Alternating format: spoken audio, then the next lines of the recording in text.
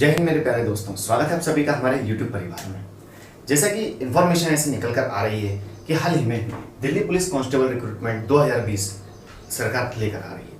Media reports की माने तो मीडिया रिपोर्ट्स के अनुसार ऐसी जानकारी मिल रही है कि दिल्ली पुलिस में आरक्षक के लगभग 5,500 पदों पर भर्ती आने की संभावना जताई जा रही है।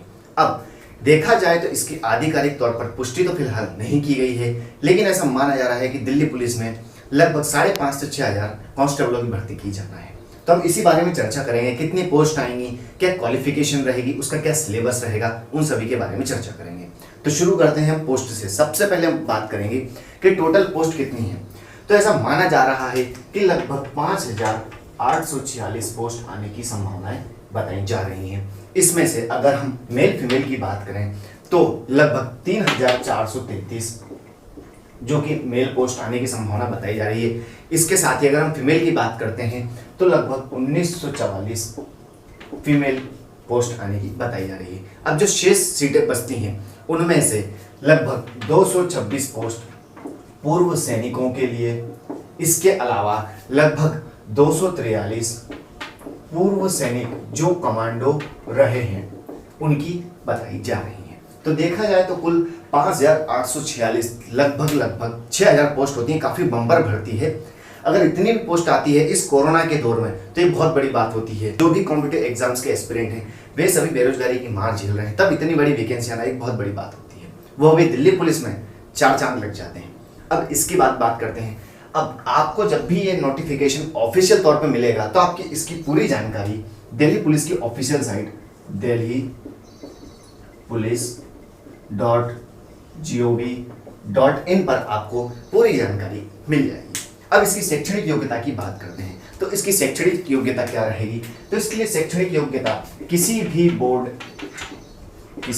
बोर्ड से 10th और 12th आपको पास होना जरूरी है। जरूरी नहीं है कि आपने दिल्ली से ही एजुकेशन करी हो। आप मध्य प्रदेश माध्यमिक शिक्षा मंडल बोर्ड हो, उत्तर प्रदेश हो, या आपका कोई सा भी हो, आपको वहां से 10th और 12th क्वालिफाई होना कंपलसरी है। इसके बाद एज की बात आती है। तो इसकी एज 18 से 25 वर्ष रखनी है। मिनिमम एज आपकी 18 होना चाहिए और मैक्सिमम 25 वर्ष आपकी एज होना चाहिए। अब हम रिलैक्सेशन की बात करें तो जितने भी सरकारी मापदंड होते हैं उनके अनुसार आरक्षित श्रेणी के जितने भी उम्मीदवार रहते हैं उनको आयु में नियत जो क्राइटेरिया रहता है उसके अकॉर्डिंग छूट प्रदान की जाएगी। अब मेन आता है कि पेपर का टाइमिंग कितनी देर रहता है। तो दिल्ली पुलिस कांस्टेबल का जो पेपर का टाइमिंग रहता है वह 90 मिनट का टाइम रहता है। अब 90 मिनट में कितने क्वेश्चन आते हैं, क्योंकि हर व्यक्ति के माइंड में ये क्वेश्चन जरूर आता है कि अरे इतने क्वेश्चन होंगे तो हम इतनी देर में कैसे कर पाएंगे। कोई बड़ी बात नहीं है, वो भी सब होगा। तो टोटल टाइम आपके पास 90 मिनट है। अब हम मेन मुद्दा आता है सिलेबस, उसके बारे में चर्चा करते हैं। तो सिलेबस में सबसे पहले आता है आपका रीजनिंग। रीजनिंग के आपके टोटल आएंगे 25 क्वेश्चन। कितने नंबर के रहेंगे? Each question 1 number. तो 25 क्वेश्चन के 25 नंबर आपके यहाँ से होते हैं। इसके अलावा एप्टीट्यूड की बात करें तो एप्टीट्यूड कितने नंबर का आता है? तो एप्टीट्यूड आपका आएगा 15 नंबर का। 15 क्वेश्चन हुए और आपके 15 नंबर हो जाते हैं। ठीक है। इसके बाद आता है नेक्स्ट आपका कंप्यूटर का पोर्शन। कंप्यूटर का पोर्शन जिसके 10 क्वेश्चन पूछे जाते हैं और यह भी 10 नंबर का आता है।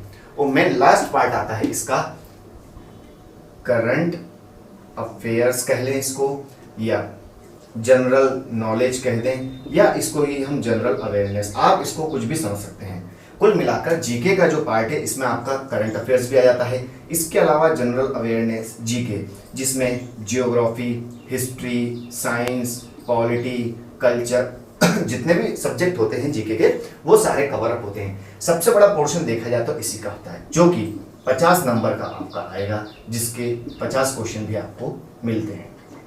क्या होगा? आपको 50 नंबर मिलते हैं और 50 नंबर के क्वेश्चन बनते हैं। तो देखा जाए तो ओवरऑल आपके पेपर में टोटल क्वेश्चनों की संख्या कितनी होती है? तो देखा जाए तो आपके पेपर में टोटल क्वेश्चनों की संख्या होती है 100 क्वेश्चन।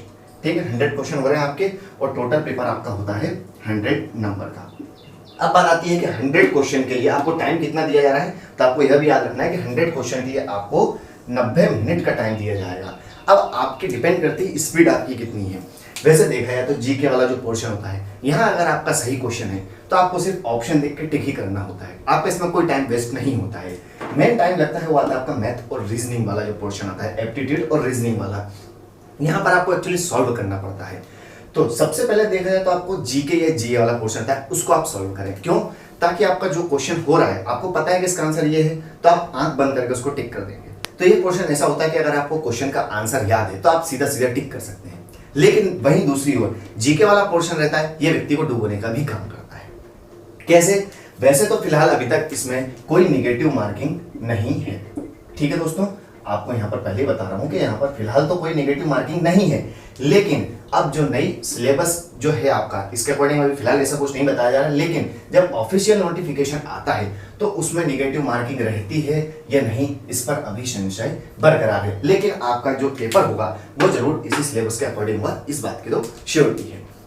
तो आपको याद रखना है कि जीके के क्वेश्चन को सबसे पहले आपको सॉल्व करना है। जीके का जो पोर्शन है सबसे पहले आप उसको सॉल्व करें, उसके बाद आप कंप्यूटर पर आए और सबसे लास्ट में आपको बचता है मैथ्स और रीजनिंग। क्यों? ताकि आपके पास जो टाइम बचता है आप उसमें आराम से इन दोनों पोर्शनों को कर सकें। अगर आप पहले ही इन दोनों पोर्शनों को करने में लग जाते हैं तो आप उलझ जाएंगे। क्यों? अगर आपका आंसर नहीं आता है तो आप उसको एंड तक करने में लगे रहते हैं, फिर आपके पास टाइम कम पड़ जाएगा।